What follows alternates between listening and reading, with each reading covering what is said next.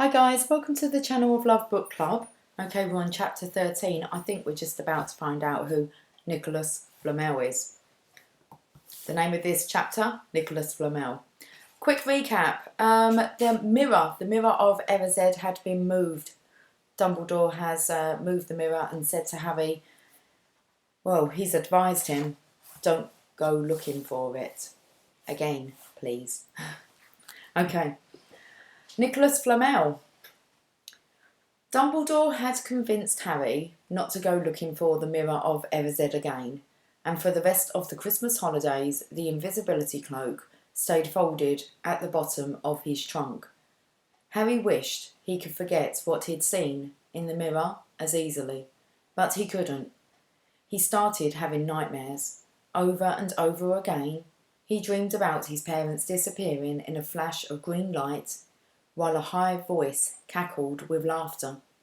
You see, Dumbledore was right, that mirror could drive you mad, said Ron, when Harry told him about these dreams.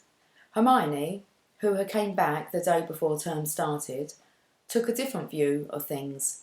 She was torn between horror at the idea of Harry being out of bed, roaming the school 3 nights in a row, if Filcher caught you, and disappointed that he hadn't at least found out who Nicolas Flamel was. They had almost given up hope of ever finding Flamel in a library book, even though Harry was still sure he'd read the name somewhere. Once term had started, they were back to skimming through books for 10 minutes during their breaks. Harry had even less time than the other two because Quidditch practice had started again.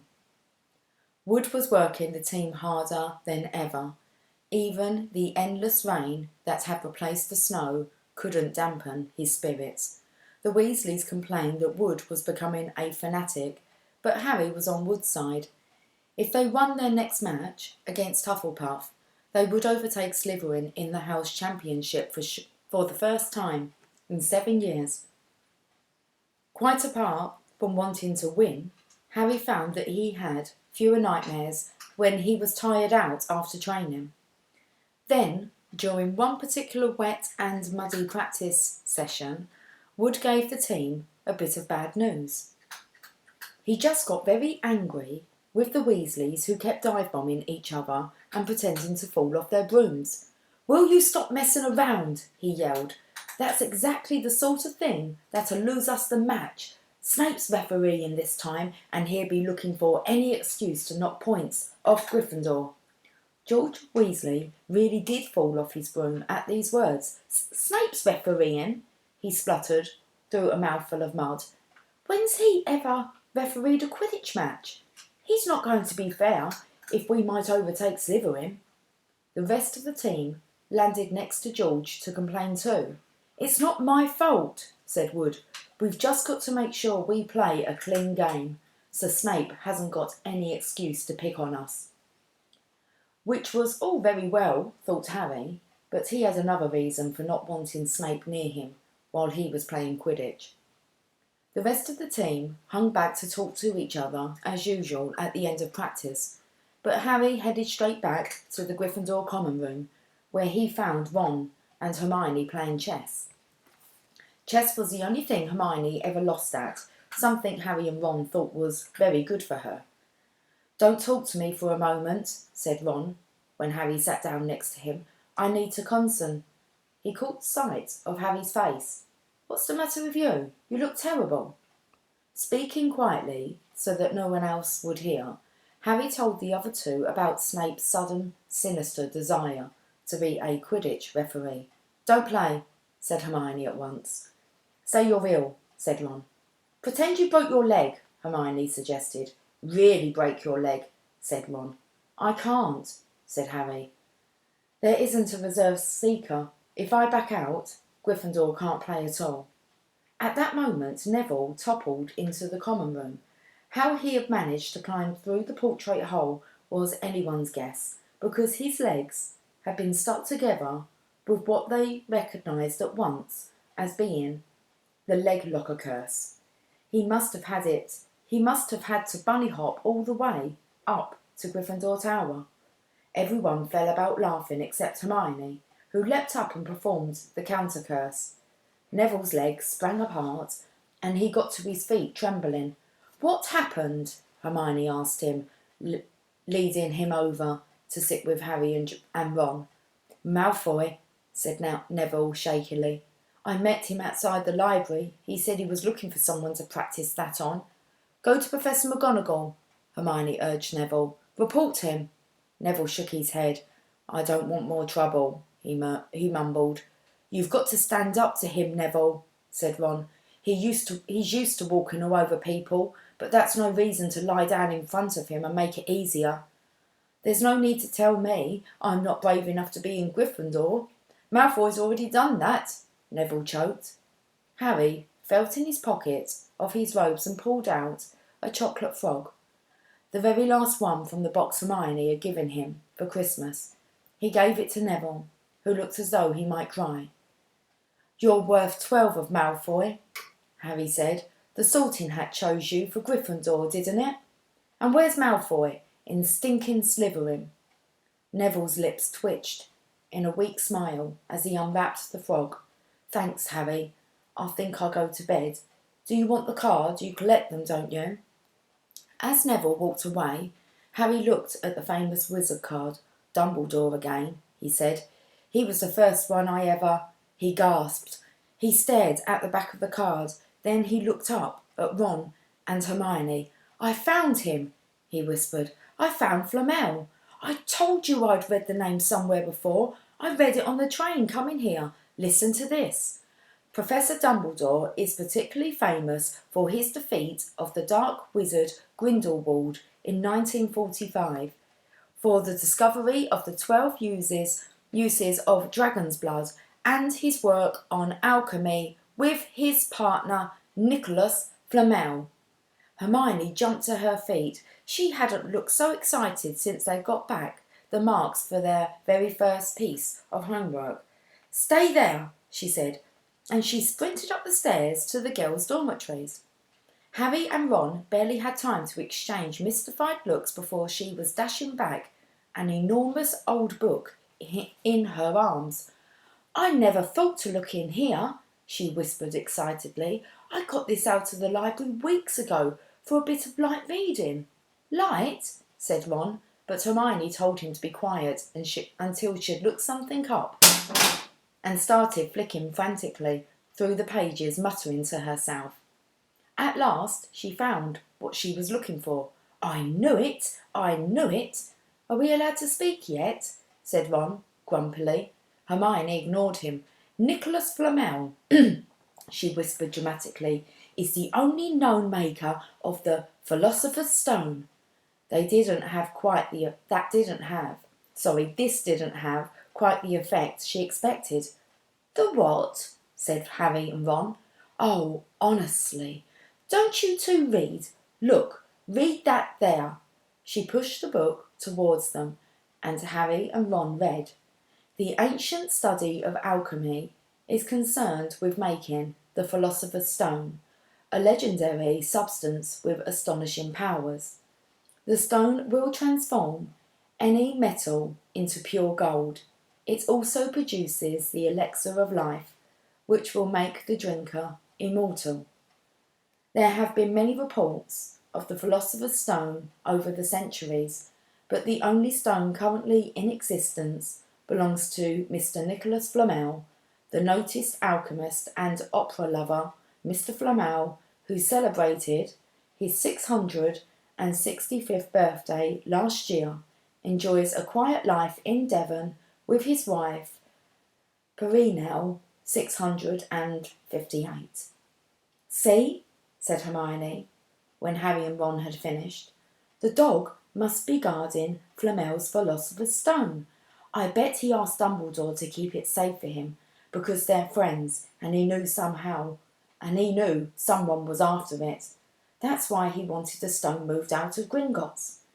"A stone that makes gold and stops you ever dying?" said Harry.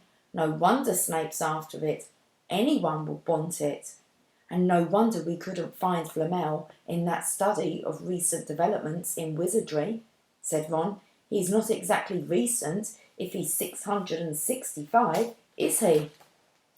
Next morning, in defence against the dark arts, while copying down different ways of treating werewolf bites, Harry and Ron were still discussing what they'd do with a philosopher's stone if they had one. It wasn't until Ron said he'd buy his own Quidditch team that Harry remembered about Snape and the coming match.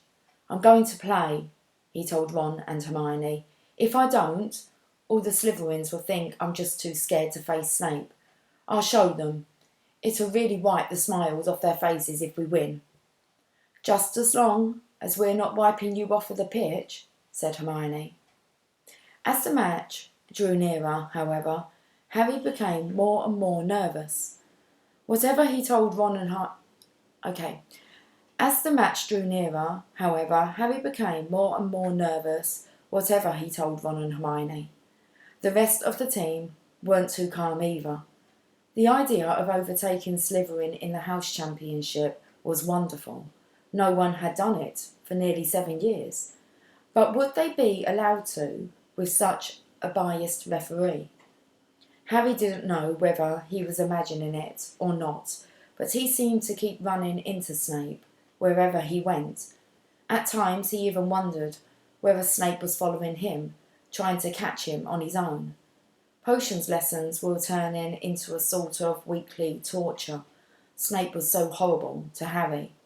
Could Snape possibly know they had found out about the Philosopher's Stone? Harry didn't see how he could. Yet he sometimes had the horrible feeling that Snape could read minds. Harry knew when they wished him good luck outside the changing rooms next afternoon that Ron and Hermione were wondering whether they'd ever see him alive again. This wasn't what you'll call comforting. Harry hardly heard a word of Wood's pep talk as he pulled on his Quidditch robes and picked up his Nimbus 2000. Ron and Hermione, meanwhile, had found a place in the stands next to Neville, who couldn't understand why they looked so grim and worried, or why they had both brought their wands to the match. Little did Harry know that Ron and Hermione had been secretly practising the leg locker curse. They got the idea from Malfoy using it on Neville, and were ready to use it on Snape if he showed any sign of wanting to hurt Harry. "Now don't forget, it's locomotor motoris," Hermione muttered as Ron slipped his wand up his sleeve. "I know," Ron snapped. "Don't nag." Back in the changing rooms, Wood had taken Harry aside. "Don't want to pressure you, Potter, but if we ever need an early capture of the Stitch, it's now. Finish the game before Snape can favour Hufflepuff too much." "The whole school's out there," said Fred Weasley, peering out of the door. "Even blimey, Dumbledore's come to watch." Harry's heart did a somersault. "Dumbledore?" he said, dashing to the door to make sure. Fred was right. There was no mistaking that silver beard. Harry could have laughed out loud with relief. He was safe. There was simply no way that Snape would dare to try and hurt him if Dumbledore was watching. Perhaps that was why Snape was looking so angry as the teams marched onto the pitch, something that Ron noticed too. "I've never seen Snape look so mean," he told Hermione. "Look, they're off. Ouch!" Someone had poked Ron in the back of the head. It was Malfoy. "Oh, sorry, Weasley, didn't see you there." Malfoy grinned broadly at Crabbe and Goyle. "Wonder how long Potter's going to stay on his broom this time. Anyone want to bet? What about you, Weasley?" Ron didn't answer. Snape had just awarded Hufflepuff a penalty because George Weasley had hit a bludger at him. Hermione, who had all her fingers crossed in her lap, was squinting fixedly at Harry, who was circling the game like a hawk, looking for the snitch. "You know how I think they choose people for the Gryffindor team," said Malfoy loudly a few minutes later, as Snape awarded Hufflepuff another penalty for no reason at all. It's people they feel sorry for. See, there's Potter, who's got no parents. Then there's the Weasleys, who've got no money. You should be on the team." You should be on the team Longbottom. You've got no brains. Neville went bright red, but turned in his seat to face Malfoy. I'm worth 12 of you, Malfoy, he stammered. Malfoy, Crabbe and Goyle howled with laughter, but Ron, still not daring to take his eyes from the game, said, You tell 'em, Neville. Longbottom, if brains were gold, you'll be poorer than Weasley, and that's saying something. Ron's nerves were already stretched to breaking points with anxiety about Harry. I'm warning you, Malfoy. One more word. Ron, said Hermione suddenly. Harry! What? Where? Harry had suddenly gone into a spectacular dive, which drew gasps and cheers from the crowd. Hermione stood up, her crossed fingers in her mouth as Harry streaked towards the ground like a bullet. You're in luck, Weasley. Potter's obviously spotted some money on the ground, said Malfoy. Ron snapped. Before Malfoy knew what was happening, Ron was on top of him, wrestling him to the ground. Neville hesitated, then clambered over the back of his seat to help. Carry on! Come on, Harry! Hermione screamed, leaping onto her seat to watch as Harry sped straight at Snape. She didn't even notice Malfoy and Ron rolling around under her seat, or the scuffles and yelps coming from the whirl of fists that was Neville, Crabbe and Goyle. Up in the air, Snape turned on his broomstick just in time to see something scarlet shoot past him, missing him by inches. Next second, Harry had pulled out of the dive, his arms raised in triumph, the snitch clasped in his hand. The stands erupted. It had to be a record. No one could ever remember the snitch being caught so quickly. Ron! Ron, where are you? The game's over. Harry's won. We've won! Gryffindor are in the lead, shrieked Hermione, dancing up and down on her seat and hugging Parvati Patil in the row in front. Harry jumped off his broom, a foot from the ground. He couldn't believe it. He had done it. The game was over. It had barely lasted 5 minutes. As Gryffindors came spilling onto the pitch, he saw Snape land nearby, white-faced and tight-lipped. Then Harry felt a hand on his shoulder and looked up into Dumbledore's smiling face. Well done, said Dumbledore quietly. Well done, said Dumbledore quietly so that only Harry could hear. Nice to see you haven't been brooding about that mirror. Been keeping busy. Excellent. Snape spat bitterly on the ground. Harry left the changing room alone some time later to take his Nimbus 2000 back to the broom shed. He couldn't ever remember feeling happier. He had really done something to be proud of now. No one could say he was just a famous name anymore. The evening air had never smelled so sweet. He walked over the damp grass, reliving the last hour in his mind, which was a happy blur.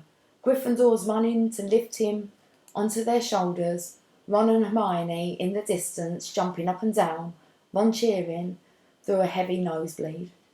Harry had reached the shed. He leant against the wooden door and looked up at Hogwarts, with its windows glowing red in the setting sun. Gryffindor in the lead. He had done it. He had shown Snape. And speaking of Snape, a hooded figure came swiftly down the front steps of the castle. Clearly not wanting to be seen, it walked as fast as possible towards the Forbidden Forest. Harry's victory faded from his mind as he watched. He recognised the figure's prowling walk. Snape, sneaking into the forest while everyone else was at dinner. What was going on? Harry jumped back on his Nimbus 2000 and took off.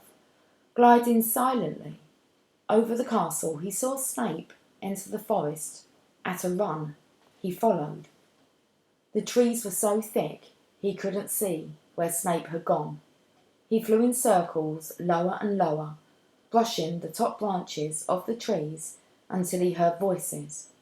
He glided towards them and landed noiselessly in a towering beech tree. He climbed carefully along one of the branches, holding tight to his broomstick, trying to see through the leaves. Below, in a shadowy clearing, stood Snape, but he wasn't alone. Quirrell was there too. Harry couldn't make out the look on his face, but he was stuttering worse than ever. Harry strained to catch what they were saying. Don't know why you wanted to meet here of all places, Severus. Oh, I thought we'd keep this private, said Snape, his voice icy. Students aren't supposed to know about the Philosopher's Stone after all. He leant forward. Quirrell was mumbling something. Snape interrupted him. Have you found out how I get past that beast of Hagrid yet? But Severus, you don't want me as your enemy, Quirrell, said Snape, taking a step towards him. I don't know what you know perfectly well what I mean. An owl hooted loudly, and Harry nearly fell out of the tree. He steadied himself in time to hear Snape say, Your little bit of hocus pocus. I'm waiting. But I don't. Very well, Snape cut in. We'll have another little chat soon, when you've had time to think things over and decided where your loyalties lie. He threw his cloak over his head and strode out of the clearing. It was almost dark now, but Harry could see Quirrell, standing quite still as though he was petrified. Harry, where have you been? Hermione squeaked. We won! You won! We won! Shouted Ron, thumping Harry on the back. And I gave Malfoy a black eye, and Neville tried to take on Crabbe and Goyle single-handed. He's still out cold, but Madame Pomfrey says he'll be all right. Talk about showing Slytherin. Everyone's waiting for you in the common room. We're having a party. Fred and George stole some cakes and stuff from the kitchens. Never mind that now, said Harry breathlessly. Let's find an empty room. You wait till you hear this. He made sure Peeves wasn't inside before shutting the door behind them. Then he told them what he'd seen and heard. So we were right. It is the Philosopher's Stone, and Snape's trying to force Quirrell to help him get it. He asked if he knew how to get past Fluffy, and he said something about Quirrell's hocus pocus. I reckon there are other things guarding the stone apart from Fluffy. Loads of enchantments probably, and Quirrell would have done some anti-dark art spells, which Snape needs to break through. So you mean the stone's only safe as long as Quirrell stands up to Snape? Said Hermione in alarm. It'll be gone by next Tuesday, said Ron. Okay. Oh, it's getting exciting. Next chapter, chapter 14. Norbert, the Norwegian Ridgeback. Okay, if you're off to bed, sweet dreams. I will catch up with you soon. Okay, take care. Much love. Bye for now.